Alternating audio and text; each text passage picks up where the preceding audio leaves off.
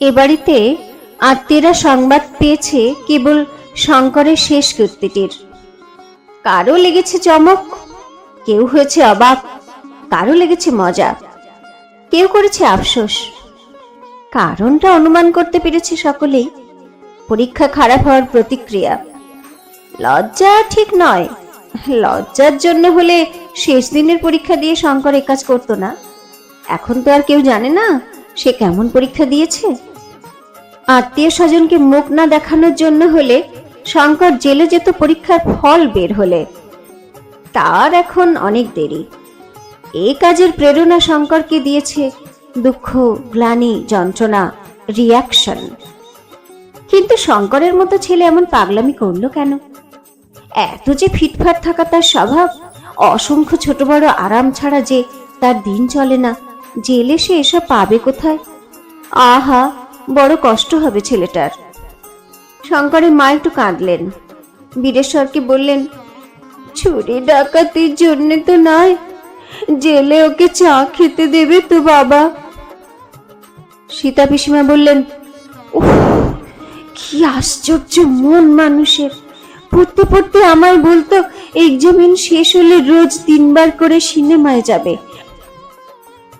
আর যেই না এক্সামিন শেষ হওয়া পিকেটিং করে বাবু গেলেন জেলে। বুঝতে পারছো বউ, মানুষের মন কিরকম আশ্চর্য জিনিস। স্বাদ ছিল সিনেমা দেখার, স্বাদ মেটালো জেলে গিয়ে। দেখা গেল শঙ্করের কীর্তিতে সবচেয়ে বিচলিত হয়েছেন রামলাল।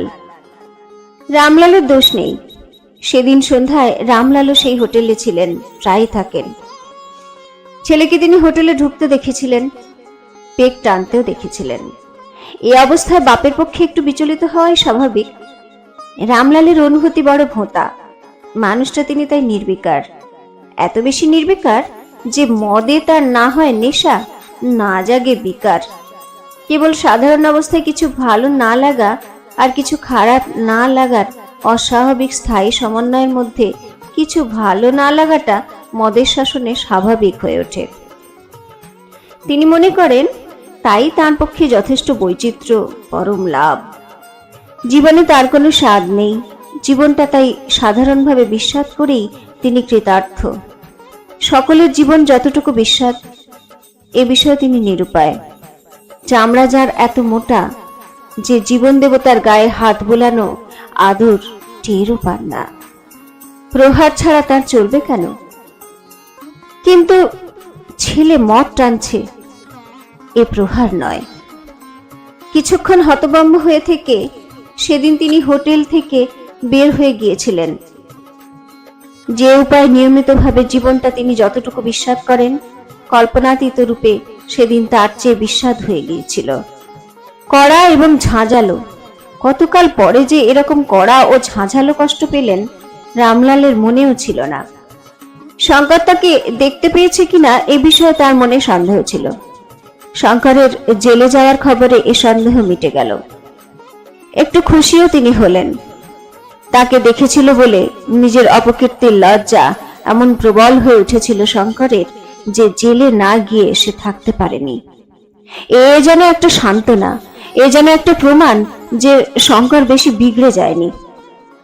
এ যেন শঙ্করের পরোক্ষ ঘোষণা যে আর কখনো এমন কাজ সে করবে না।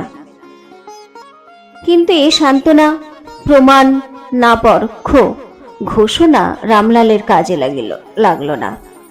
এতকালের ভোঁতা অনুভূতি হঠাৎ বিদ্রোহ করে তাকে অনভ্যস্ত কষ্ট দিতে লাগলো। এ কাজ শঙ্কর করেছে কেন? একটা ছাড়া এই প্রশ্নের জবাব রামলাল খুঁজে পেলেন না। তার মতো লোক যার বাপ, সে যে এই রকমই করে। জীবজগতের নিয়মই এই। শঙ্করকে তিনি দোষ দিতে পারেন না। জন্ম তিনি শঙ্করকে যেমন দিয়েছেন, মদের গ্লাস হাতে করার কামনাও তেমনি তাঁরই দান। রামলাল নিজেও যেমন বাড়ির মানুষগুলো সম্বন্ধে নির্বিকার, বাড়ির মানুষগুলো তার সম্বন্ধে তেমনই উদাসীন। কিন্তু হঠাৎ রামলালের পরিবর্তন দেখে বাড়ির লোক অবাক হয়ে গেল।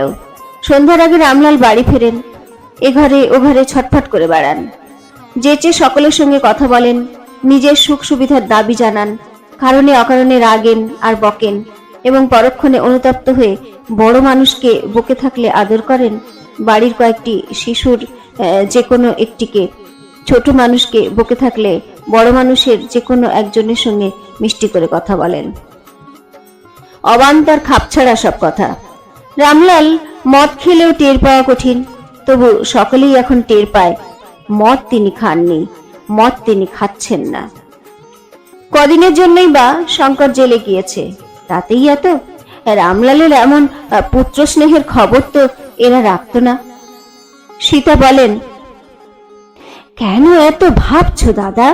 2-4 বছরের জেল তো হয়নি। জেলের জন্য নয়, ওর আমি কি সর্বনাশ করেছি বলতো? সর্বনাশ? কিসের সর্বনাশ? সে তুই বুঝবি না। মানুষের মধ্যে বংশগত প্রভাব কত জোরালো হতে পারে, তুই তার কি জানিস? সীতা আহত হয়ে বললেন, আমি জানি না? মানুষের মন সম্বন্ধে এত বই পড়ি, এত ভাবি, আমি বংশগত প্রভাবের কথা জানি না? আমাকে মুখ্য ভাবো বুঝি তুমি? সীতার ভাবোচ্ছ্বাস ঠেকাবার জন্য রামলাল তাড়াতাড়ি বলেন, আচ্ছা আচ্ছা, তুই জানিস, সব জানিস। সীতা বলেন, মানুষের মন কি আশ্চর্য দেখলে তো? এই বললে জানিস না, আবার বলছো জানিস। মানুষের মনের কথা যখন ভাবতে আরম্ভ করি দাদা। রামলাল বিরক্ত হয়ে বললেন, মনে মনে ভাবতে পারিস না? তোর মনের কথা শুনতে শুনতে মানুষের গায়ে জ্বর আসে। শঙ্করকে পেট টানতে দেখে রামলালের যেমন হয়েছিল, এ কথায় সীতাও তেমনি হতভম্ব হয়ে গেলেন।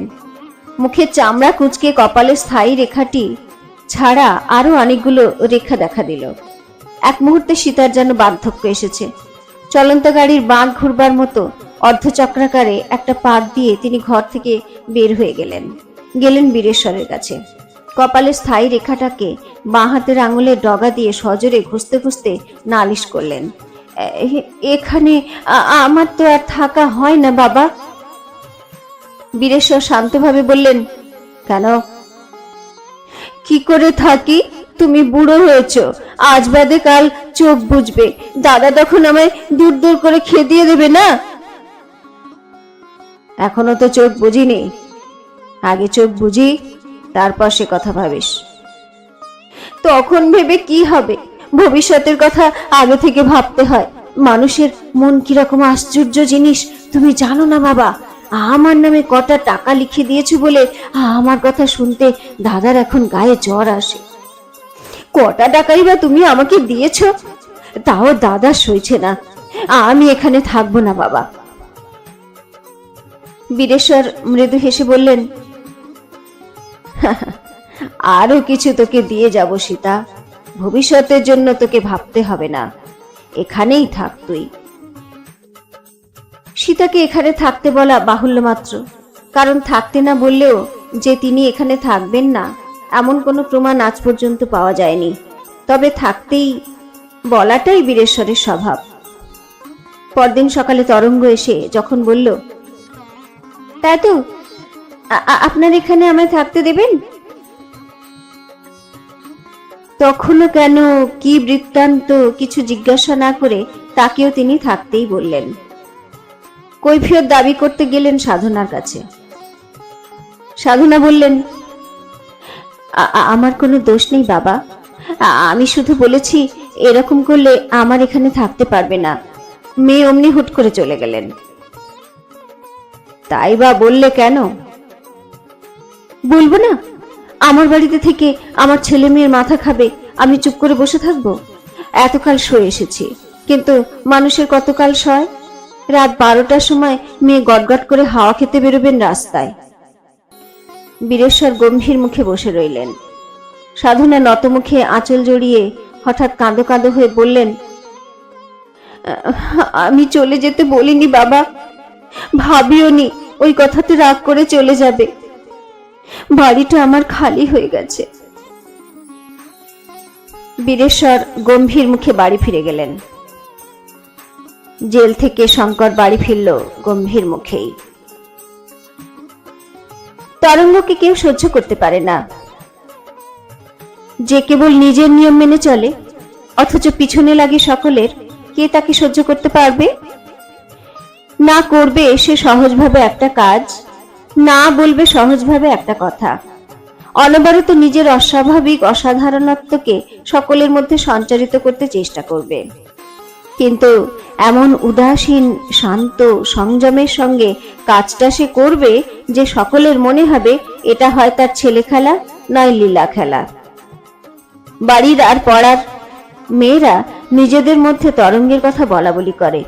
এ বিষয়ে কারো সন্দেহ থাকে না যে 5 মিনিট তরঙ্গের সঙ্গে কথা বলার চেয়ে বড় শাস্তি আর নেই। অথচ এমন একটা আকর্ষণ আছে তরঙ্গের, পীড়াদায়ক সঙ্গের, যে দুপুরবেলা তরঙ্গের ঘরে ভিড় জমে যায় পাড়ার আর বাড়ির মেয়েদের। তরঙ্গ একাই যেন একটা যাত্রাভিনয় অথবা থিয়েটার। আসলে এইটুকুই তরঙ্গের আকর্ষণ। সে যা বলে আর করে তার এতটুকু দাম কারো কাছে নেই। কেন আর কিভাবে সে কোন কথাটা বলে আর কোন কাজটা করে, শুধু সেইটুকু লক্ষ্য করবার জন্য সকলে গভীর কৌতূহল অনুভব করে। মেয়েদের মধ্যে বৃহত্তর মহত্তর কিছুটা যে কি, এখনো তরঙ্গ অবশ্য নিজেই তা ভালো করে বোঝে না। সঞ্চারিত করতে চেয়ে তরঙ্গ শুধু সঞ্চারিত করে কৌতূহল। সভয় দৃষ্টিতে সাপুড়ের সাপ নাচানো দেখবার কৌতূহল, এবং সে কৌতূহল নিবৃত্তির জন্য যাত্রা থিয়েটার দেখতে যাওয়ার মতো প্রচন্ড উৎসাহ। এই উৎসাহটা তরঙ্গকে মুগ্ধ করে। সে ভাবে ইতিমধ্যে কি তার জীবনের উদ্দেশ্য সার্থক হতে আরম্ভ করেছে। কি শুভক্ষণেই সে সাধনার বাড়ি ছেড়ে এ বাড়িতে বাস করতে এসেছিল। কই, সেখানে তো পাড়ার মেয়েরা এমন ভাবে তার কাছে এসে তার কথা শুনবার জন্য এত ব্যাকুল হয়নি। এখানে যে একবার তার কাছে এসেছে, ঘন ঘন না এসে সে পারে না। সে তবু কতটুকুই বা নিজেকে এখানে প্রকাশ করেছে। মেয়েদের জীবনকে নূতন ছাদে ঢালবার জন্য কতটুকু চেষ্টাই বা সে করেছে।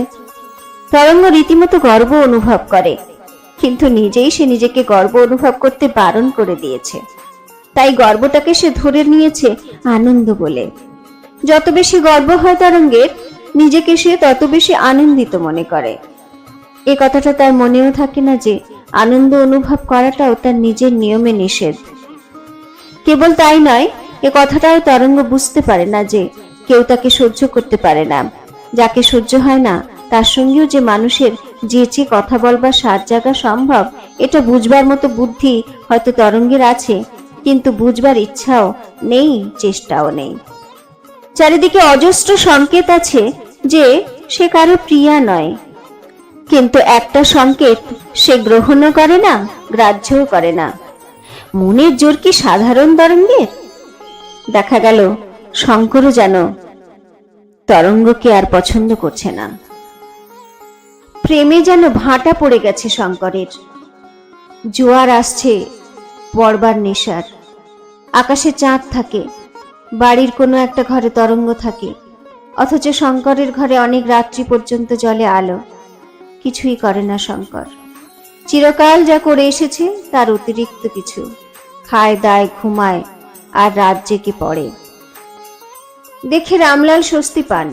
নিশ্চিন্ত মনে আবার এখানে ওখানে পিপাসা নিবারণ করে গভীর রাত্রে বাড়ি ফিরবার পুরাতন প্রথাটা ফিরিয়ে আনেন। কিন্তু শঙ্করকে আর আলো নিভিয়ে শুয়ে পড়তে বলেন না। হয়তো ভাবেন যে তার হুকুমে স্বাদ মিটিয়ে রাত জাগতে পারত না বলে শঙ্কর কেবল হোটেলে গিয়ে পেট টেনেছিল। জাগুক, হোটেলে যাওয়ার বদলে বাড়িতে যত খুশি রাত জাগুক।